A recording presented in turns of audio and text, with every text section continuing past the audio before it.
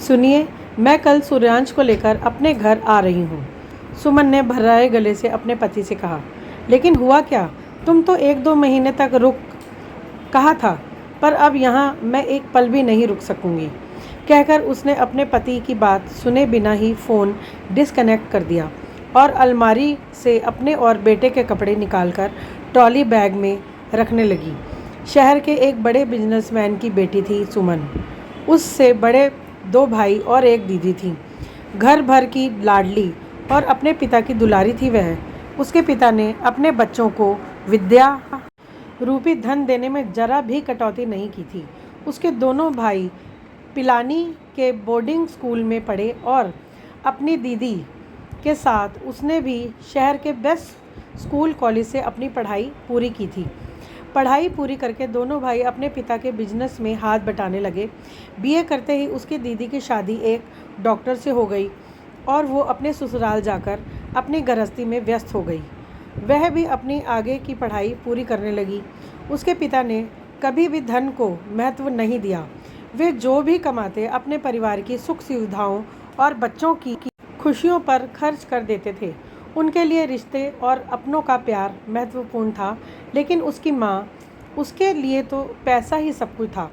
वे अपने रिश्तेदारों पर पैसे लुटाकर उन पर अपना रौब दिखाती रहती थी, जिसकी वजह से कभी कभी उसके पिता को आर्थिक समस्याओं का सामना भी करना पड़ता था। उसके बीए पूरा होने से पहले ही घर में 2 भाभियाँ आ गई थीं। दोनों ही धनाढ़ परिवार से संबंध रखती थीं, परंतु दोनों का ही व्यवहार बहुत अच्छा था। बीए की परीक्षा देते ही उनके पिता ने अपने बचपन के मित्र घनश्याम जी के बेटे निखिल, जो पीडब्ल्यूडी में कार्यरत था, उससे उसका विवाह करा दिया। निखिल के पिता एक सरकारी कर्मचारी थे। सादा जीवन, उच्च विचार उनकी विचारधारा थी। निखिल भी जितना है उसी में संतुष्ट रहने वाला लड़का था।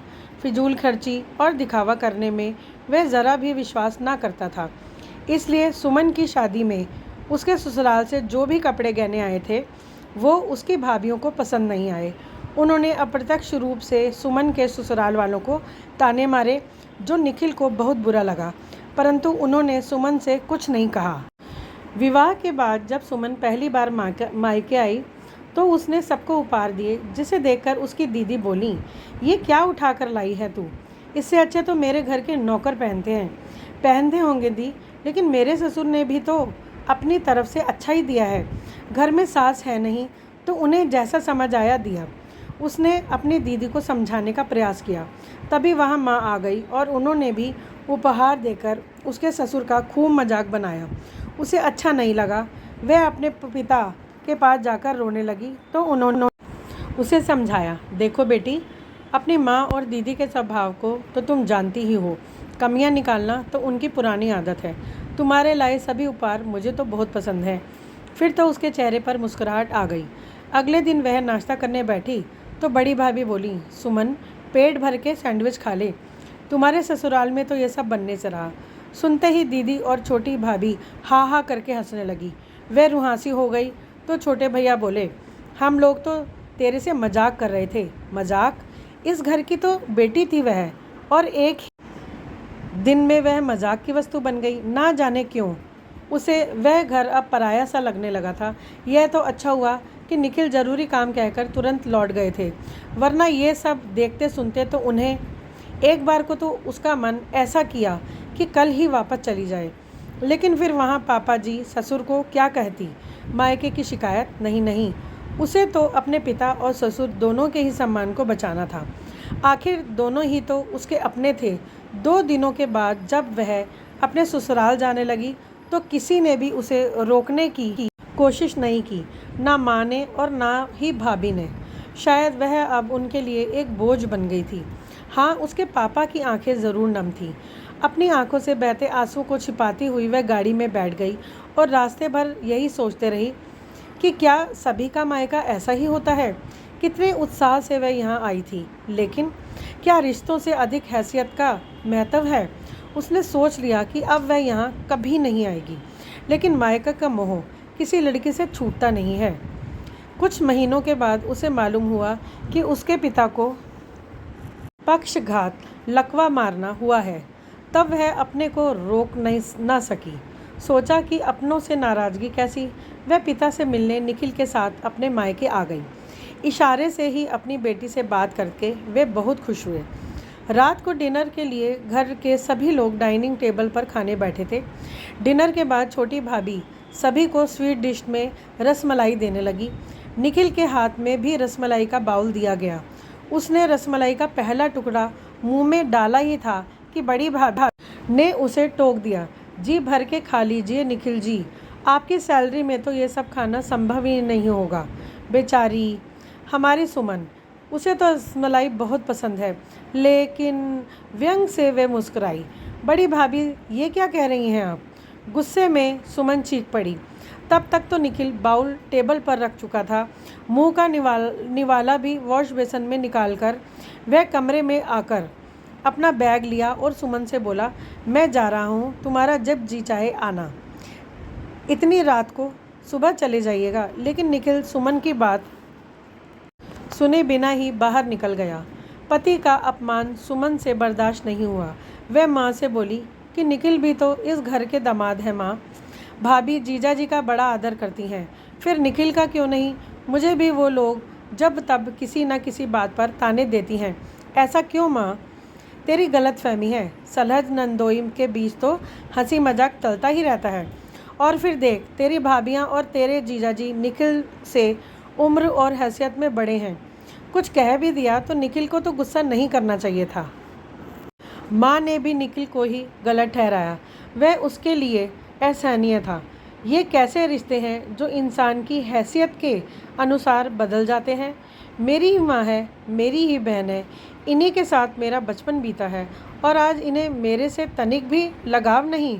खून के रिश्तों का रंग सफ़ेद होते देख उसे अपनी आंखों पर विश्वास नहीं हो रहा था। उसने सोचा था कि डिनर के बाद सभी को अपनी प्रेगनेंसी की खुशखबरी सुनाएगी तो सभी उसे बधाई देंगे। लेकिन अब तो अगली सुबह ही वह पिता से मिलकर अपने घर चली आई। मायके की याद तो उसे बहुत आती, लेकिन अपने दर्द को वह पी जाती। उम्मीद तो उसे अभी भी थी। उसके ससुर ने पोता होने की खुशखबरी अपने समधी समधिन को भिजवाई, लेकिन वहाँ से कोई नहीं आया। उसके पिता तो लाचार थे, लेकिन बाकी एक स्टाफ के हाथ जच्चा बच्चा के लिए कपड़े खिलौने भेजकर उन लोगों ने अपनी जिम्मेदारी पूरी कर दी थी। उस वक्त उसने अपने मन को कैसे संभाला था ये तो वही जानती थी। अब उसका बेटा 9 महीने के से ऊपर हो रहा था।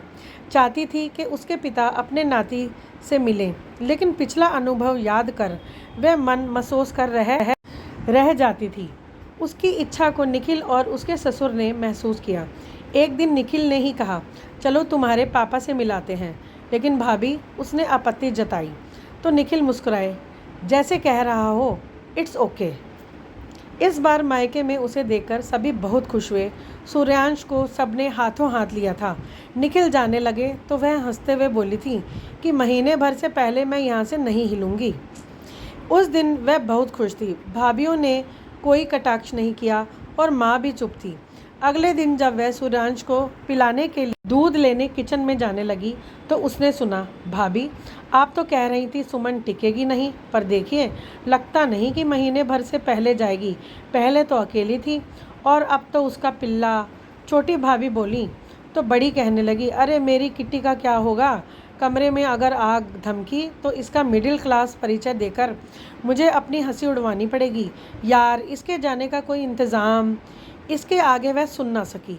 भाभीियों के शब्दों ने उसके कलेजे को छलनी कर दिया था।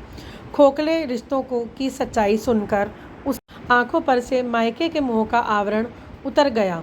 इसलिए उसने कमरे में आकर निखिल को फ़ोन करके अपने आने की सूचना दे दी और फूट फूट कर रोने लगी। आज वह सचमुच में पराई हो गई थी। उसके सभी रिश्ते जो कभी अपने थे अब सिर्फ नाम के रह गए थे, जिन्हें ढोते वह अब थक चुकी थी। उसने एक हाथ से बेटे को संभाला और दूसरे से ट्रॉली बैग को खींचते हुए बाहर जाने लगी। तभी उसे पिता का ध्यान आया। वह धीरे से उनके कमरे में गई और पिता के चरण स्पर्श करते हुए बोली, पापा मुझे क्षमा कर दीजिए, मैं इन नाम मात्र के रिश्तों को अब नहीं। उसकी आंखों से अश्रुधारा बहने लगी। अपनी लाडली की आंखों से आंसू देखकर उसके पिता भी रो पड़े। पिता के आंसू पोंछकर वह बाहर निकल गई। इतनी जल्दी बहू को मायके से वापस आते देख सुमन के ससुर सब समझ गए। रात को निखिल कुछ पूछते, सुमन ने उसके कंधे पर अपना सिर रख दिया और बोली, निखिल, मायके के मृतप्राय रिश्तों को मैं हमेशा के लिए छोड़ आई हूँ। उसकी आंखों से निकले आंसू की 2 बूंदें उसके गालों पर आकर लुढ़क गई। दोस्तों, मायके का मोह तो हर लड़की को होता है, लेकिन जब मायके में ही उन रिश्तों का रंग सफ़ेद हो जाए तो उसमें दर्द का रिसाव होने लगे तो उसे छोड़ देना ही उचित है, जैसा कि सुमन ने किया। वैसे आपको सुमन का निर्णय कैसा लगा, कमेंट में ज़रूर बताइएगा। और अगर आपको मेरी कहानी पसंद आए तो मेरे चैनल आओ कहानी सुने को सब्सक्राइब करिएगा। कहानी सुनने के लिए धन्यवाद।